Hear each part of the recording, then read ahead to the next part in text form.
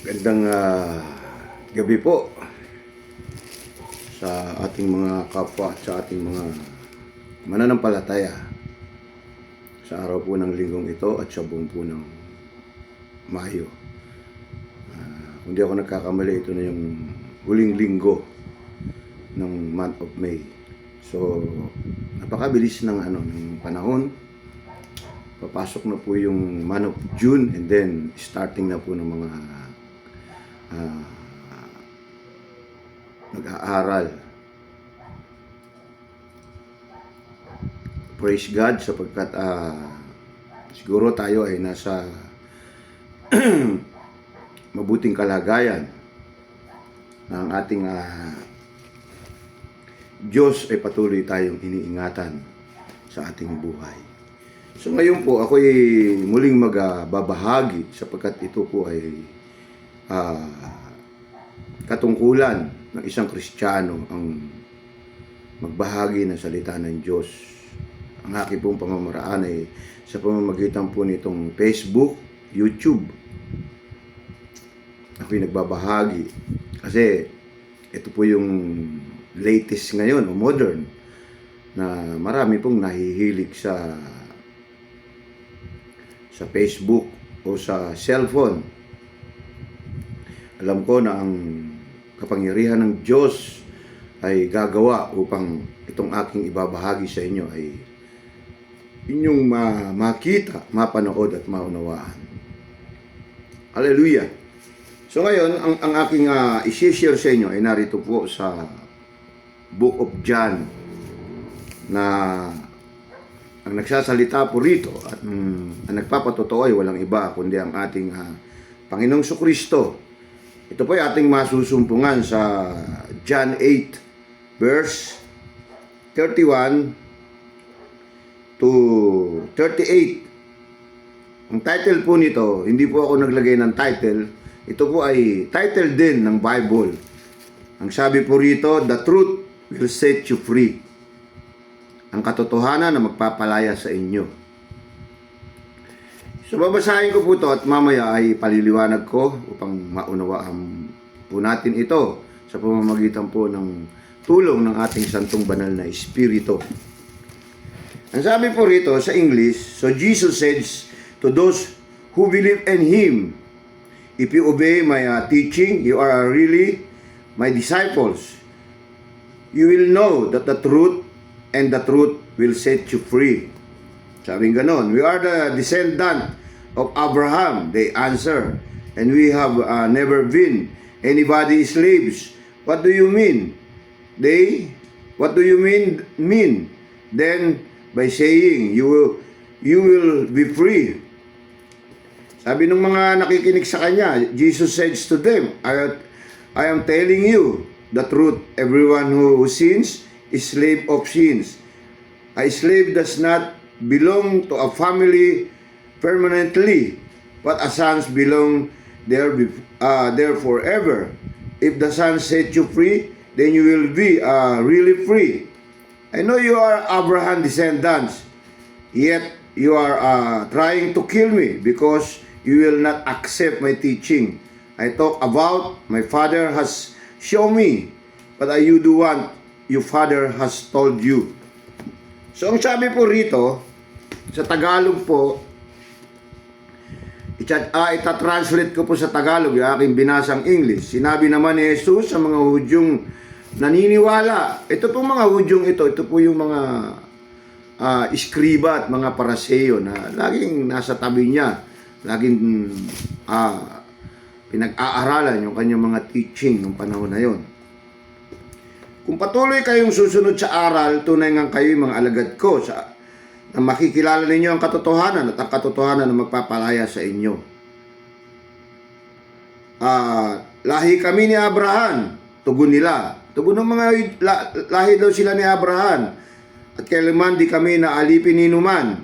Paano masasabing palalayain kami? Sumagot si Jesus, tandaan ninyo, alipin ng kasalanan ang lahat na nagkakasala. Sabing ganoon, ang alipin ay hindi kabilang sa sambayanan sa habang panahon, subalit ang anak ay kabilang magpakilanman. Kapag kayo pinalaya ng anak, tunay nga kayo'y malaya Nalalaman kong lahi kayo ni Abraham, gayon may pinagsisikapan ninyo akong patayin sapagkat walang pitak sa inyong puso ang aral ko.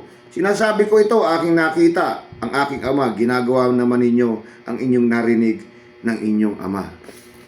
So, napakaliwanag, ang binabanggit po rito ng ating Panginoong Kristo ay yung katotohanan na kapag itong katotohanan, ang sabi niya, kung patuloy kayong susunod sa aking aral, tunay ngang kayo'y mga alagad ko. Sino ba ang katotohanan? Walang iba kundi ang ating Panginoong Kristo, yung kanyang inaaral. Kung patuloy tayong susunod sa katotohanan, ang sabi, you will be set free. Set free. Ang sabing ganon. Di po ba?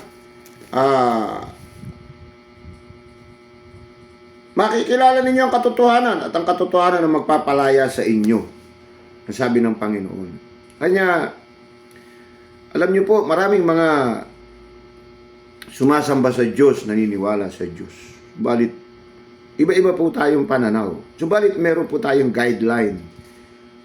Yung tunay na pagsamba sa Diyos upang makalaya tayo sa katotohanan. Opo. Maraming mga tao ang sumasamba, tumatawag sa Diyos. One time ako'y nakapanood ng isang segment ng isang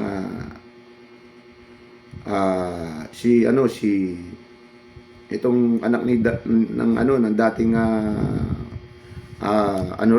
si Cara David ba to? Meron po siya isang pinuntahang lugar sa Tondo. Ito pong taong ito meron po itong sakit. Meron po sakit na tuberculosis, TB po, na makikita mo sa kanya na siya ay nahihirapan at napakapayat niya na po. So, doon sa bahay niya, nung pinasok ito ni Cara David, punong-puno po ng ng mga napulot niyang mga santo. Yung mga santo ninyo na napulot niya ng mga plastic na ito po inilagay niya roon sa kanyang harapan. Iginawa niya ng altar. Opo, yung mga napupulot niya na santo. At dati po siyang isang deboto na dating sumasama pag araw ng Nazareno. 'Di ba? Yearly ginaganap yan sa Quiapo yung araw niya na may hawak po siyang rosaryo, nagdadasal po siya ron. So, ano po ba sa palagay niyo yung ganun? Ito lamang po ay gusto kong i-correct yung ganitong mga pangyayari. Siya po ay nagdadasal ng taimtim na humihingi siya ng biyaya sa Diyos upang muli bumalik yung kanyang kalakasan. So, uulitin ko sa inyo, ang spiritual po, ang patungkol sa Diyos, meron po tayong guideline. Hindi po ito manggagaling sa ating karunungan. Kanya po maraming naliligaw na mananampalataya sa kapanahunan ngayon dahil ang kanilang ipinapasok, yung kanilang nalalaman na pananampalataya. Subalit, uulit-ulitin ko, lagi ko pong itinuturo na ang lahat ng bagay na ating ginagawa ay meron pong guideline. Opo, meron po tayong sinusundan. Katulad po ng mga tulay yan, pag ginawa natin, hindi po natin basta ginagawa ang tulay. Sino po ang nakakaalam yan? Ang mga civil engineer, sapagkat yan pinag-aralan nila kung paano titibayan na yung ganong bigat ng sasakyan makakayanan ng tulay na yun. Ang building na napakataas, na halimbawa, gumawa ka ngayon po, merong isang building na gumuho. Hindi pa natatapos gumuho, meron pong mga namatay. So, iyan po ay alam ng mga engineering o ng mga engineer kung paano, saan patitibayin, ano ang materialis na gagamitin. So, ganun din po ang pananampalataya sa ating Diyos. Sa spiritual, meron po tayong tinatawag na Biblia. Ano po ba itong Biblia? Ano pong nilalaman ng Biblia? Ang Biblia po ay puro salita ng Diyos. Istorya ng Diyos. Hindi po tayo maaaring gumawa ng sarili nating pamamaraan upang tayo'y makalapit sa Diyos. Hindi po ganun. Hindi po ganun ang isang pananampalataya. Opo. Ano ang sabi ng Biblia? Kung nais mong makamtan ang kaligtasan sa John 3:16, kayo'y manampalataya sa aking bugtong na anak. Manampalataya kayo sapagkat ayaw ng amang Diyos na nagbibigay ng buhay sa atin na tayo mapahamak. Kanya nga, ipinadala niya, ginawa niyang offer, o ginawa niyang panalo sa ating kasalanan ng kanyang bugtong na anak. Iyon po ay dapat nating malaman.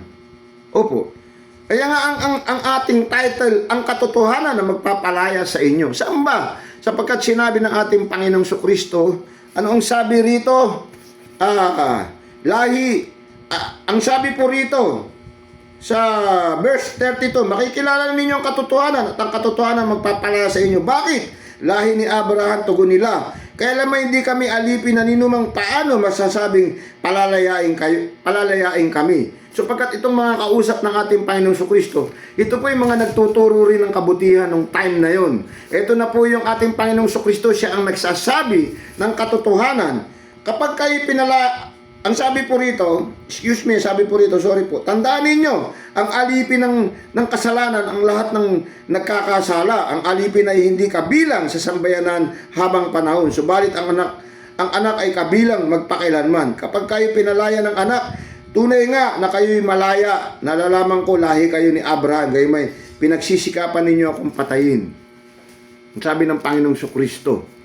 Nalalaman ng Panginoong Kristo na itong mga Hudyong ito, itong mga eskribang ito, mga paraseyong ito, na lahi ni Abraham. Sapagkat ang Israel po ay nahati po yan sa maraming part. Yan po ay nagsimula kay Abraham. So kasi na magkaroon ng dilubyon na mapuno itong mundo ng tubig. So nagpanibagong lahi na naman.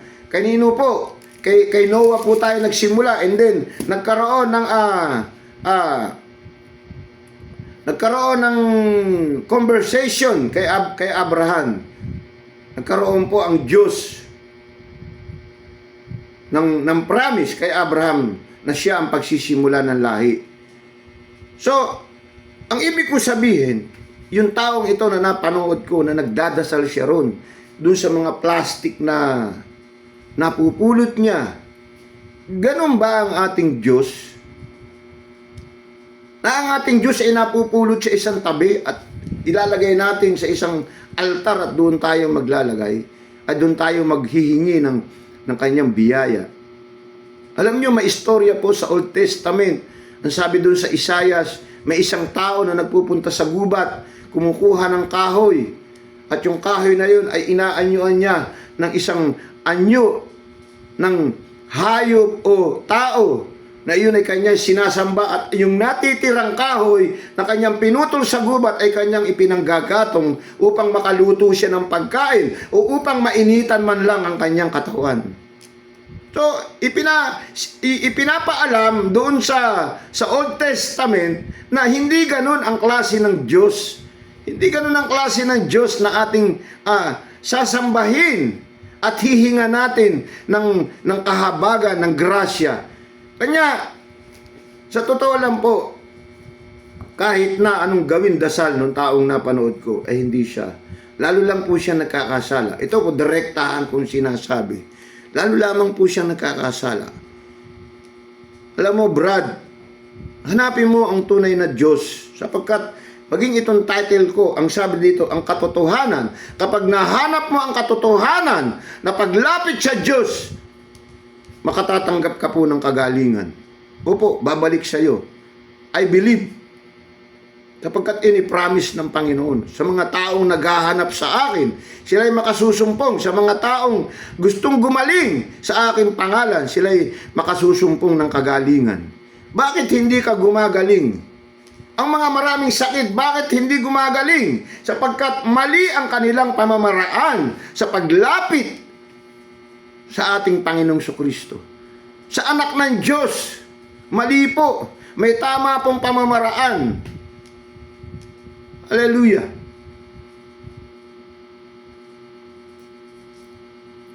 May tamang pamamaraan po. Binabanggit ang ating Panginoong Kristo na ang mga tao ay alipin ng kasalanan, ng pagkakasala. Kaya kung bakit ang tao ay hindi nakararanas ng isang grasya o kahabagan ng Diyos. Kasi maging ang Bible sinasabi sa New Testament,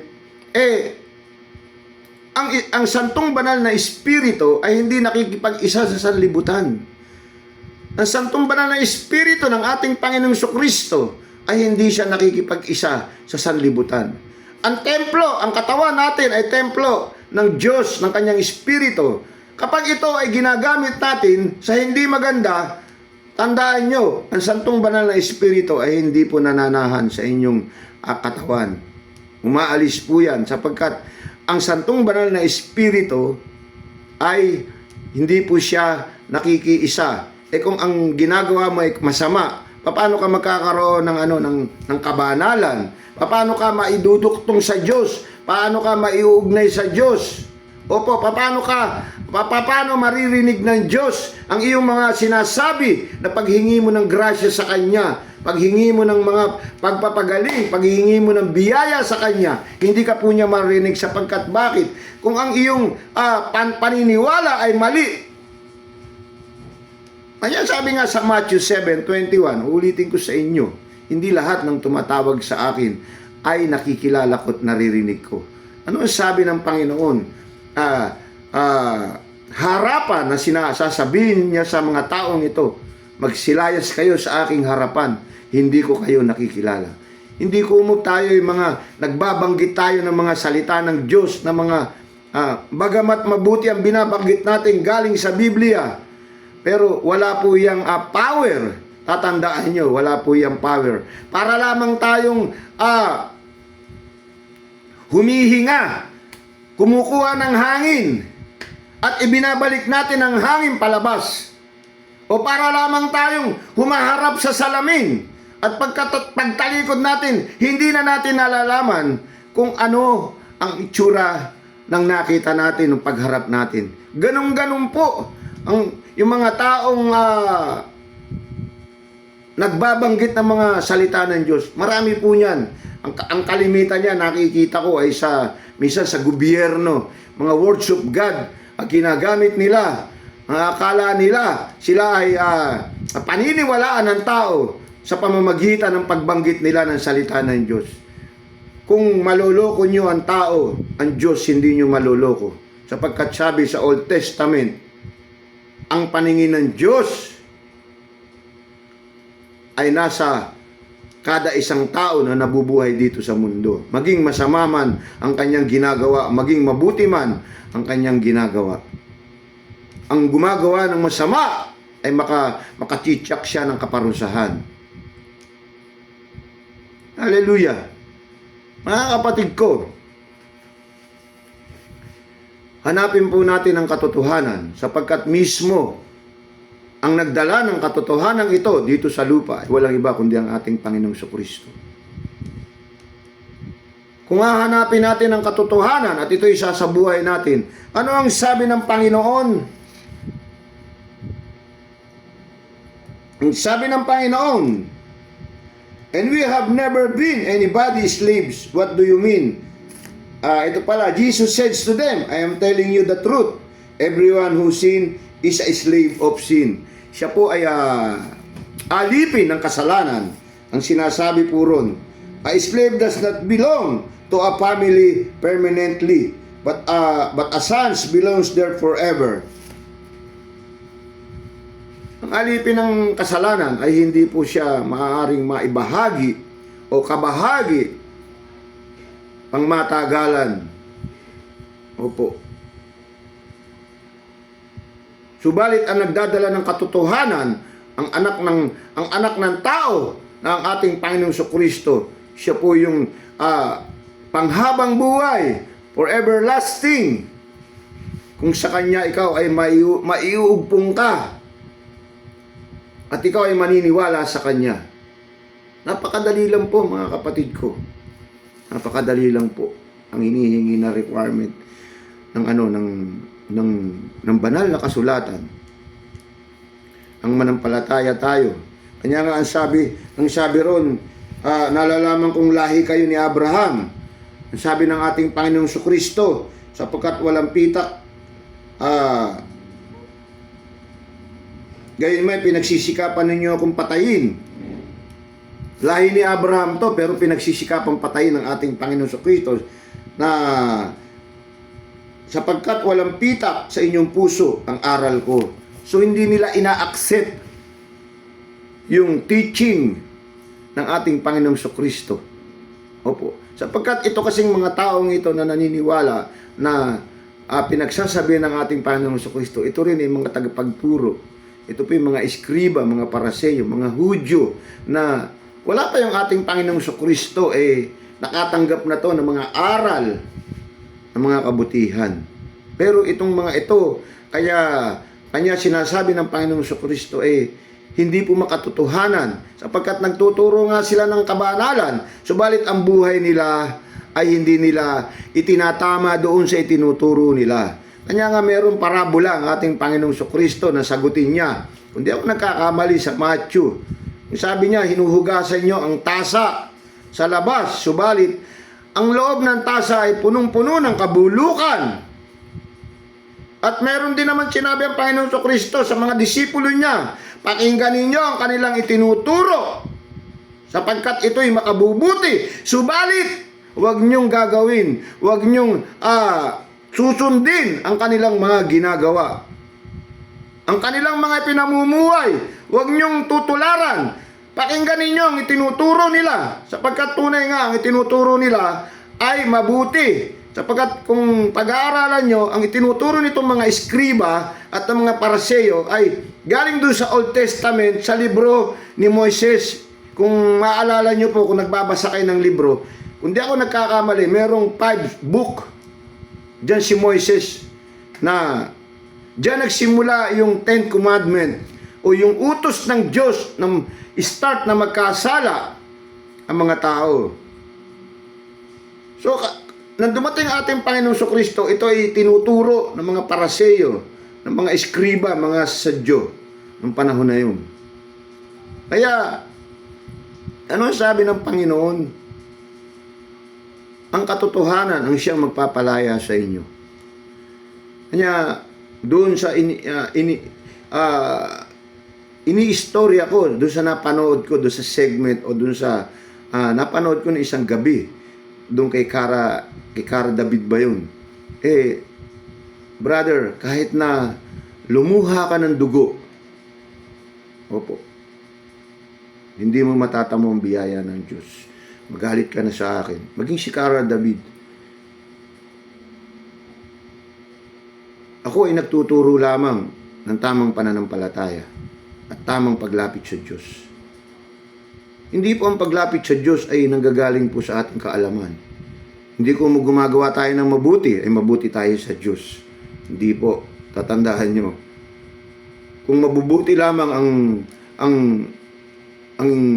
nais ng Diyos, paano yung mga taong masasama? Ang sabi nga ng Panginoong Diyos sa Matthew, hindi ako naparito para sa mga taong matutuwid. Hindi ako naparito para sa mga taong may sakit. Ako ay naparito upang ang mga taong makasalanan ay maging matuwid. Upang ang mga taong may sakit ay magkaroon ng kagalingan. Sapagkat sabi sa Romans 3:23, ang lahat nga ng tao, ang sabi ni Apostol Pablo nang siya nangangaral sa Roma, ay nagkasala, wala ngang ni isa, walang nakaalam sa kalooban ng Diyos. Nagkasala po ang lahat ng tao. Hallelujah! Tandaan po natin mga kapatid ko, ang paglapit sa Diyos, hindi po yan ayon, according to your knowledge. Kahit saan ka nag-aral, kahit graduate ka ng Harvard University, hindi mo po pwedeng ipagmalaki sa Diyos yan. Lord, ako'y nag-aral sa ibang bansa. Ako'y nag-aral sa magagaling na paaralan dito sa Pilipinas, sa UP, sa Lasal, sa Ateneo, na Tinitingala natin yung mga paaralan na yan, na kapag diyan ka galing, sinasabi ng tao, no, matalino yan. Galing ng UP yan, galing ng Ateneo yan, galing ng Lasal yan. Di ba? So, hindi po ganyan ang pananampalataya. Ang pagpasok natin sa kalooban ng Diyos, hindi po katalinuhan, kundi according to the will of God. And according to the grace of God. Sabi nga sa Efeso, ang lahat nga, kaya tayo naligtas, ayon sa biyaya ng Diyos. Hindi po ayon sa ating mga gawa. Kaya walang sino man ang dapat na mapuri o magmalaki na mga tao. Marami kasing ganyan ngayon. Bubuhatin nila ang kanilang bangko, ang kanilang sarili. Ako naman alam ng Diyos yan Ginagawa pang witness ng Diyos. Hindi nyo ba alam na ang sabi sa Biblia, ang dapat lang nating malaman, oo, hindi. Wala tayong dapat na gawing witness. Lalo na ang Diyos gagawin mong witness. Sasabihin mo, alam naman ng Diyos yan na ako'y mabait. Alam nyo, kahit na ang lupa raw, huwag natin gagawing witness. Sapagkat bakit? Sapagkat yan ang tungtungan ng paa ng Diyos. Kahit na yung mga bagay na, kahit na ang kalangitan, sapagkat yan, ang langit, ayan ang tahanan ng Diyos. Ang Diyos pamisan, ang anak ng Diyos pamisan, ang mga taong mangmang sa kaalaman ng pananampalataya ay ginagamit nila ang pangalan ng Diyos. Hallelujah! Gumising na po kayo mga kapatid ko. Narito po si Kuya Dolpo na ginagamit po ng Santong Banal na Espiritu upang ihatid ko sa inyo ang katotohanan, sapagkat ang sabi nga sa katotohanan ng Biblia ay siyang magpapalaya sa inyong mga kasalanan. Kaya hindi po natin maunawaan ang Biblia. Bakit? Makasalanan tayong tao, hindi natin ina-accept. Kanya nga, nakita nyo, pilit na pinagbabalakan ng buhay ng Panginoong Jesucristo kasi bakit kamo? Mahirap i-accept ang katotohanan. Lalo na yung taong malaya sa paggawa ng kasalanan na minsan idinidinay niya. Kasi nabuhay na ako ng ganito Opo. Pagka kami nagkasala, minsan sa isang linggo, hindi muna kami hingi ng tawad. Papasok kami sa simbahan. Kung sino-sinong luluhuran nila diyan upang may mga pa yan sila, may mga santo pa sila na doon ka humingi ng di ba ganun yan kung gusto mo magkaanak, magpunta ka doon sa Bulacan, magsayaw ka ron kay ganun. Meron silang mga, alam nyo, iisa lang po ang Diyos na ating tinatawagan. Si Abraham at saka kung di ako nagkakamali, si Marisa ba o Rebecca, ay napakatanda na po, 100 years age na po sila. Subalit, nang mangako ang Diyos na sila ay magkakaanak, ginawa ng Diyos yun. Pinakita sa kanila kung anong kapangyarihan ng Diyos. Hindi po yung pupunta ka ron sa Bulacan, sa Santa Clara, magsasayaw ka ron, magkakaanak ka. Hindi po, wala pong katotohanan yan. Ang sabi sa Biblia, yung mga ganyan, yung mga turo ng mga ninuno natin na wala namang katotohanan na hanggang ngayon ina-apply natin sa ating buhay.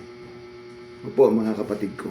Sana po itong aking isinare sa inyo dito sa John 8 verse 31 to 38 magkaroon po tayo ng kaalaman sa salita ng Diyos.